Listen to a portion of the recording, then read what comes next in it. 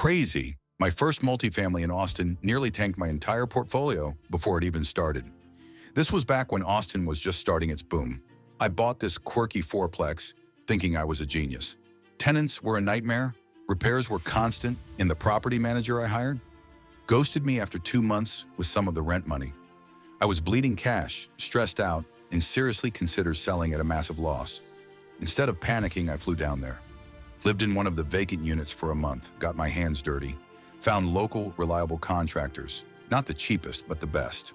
I interviewed new tenants myself, super thoroughly, learned property management on the fly, basically. Turns out being boots on the ground, even for a short stint, gave me insights I would never get from a spreadsheet. The property stabilized. Then the market really took off. That nightmare property, it became the cash cow that funded my next 3 deals. So the lesson? Sometimes the biggest ROI is not just financial, it is the forced education. Do not be afraid to get intimately involved when things go sideways, because that is where the real gold is often hidden, not just in the appreciation, but in what you learn.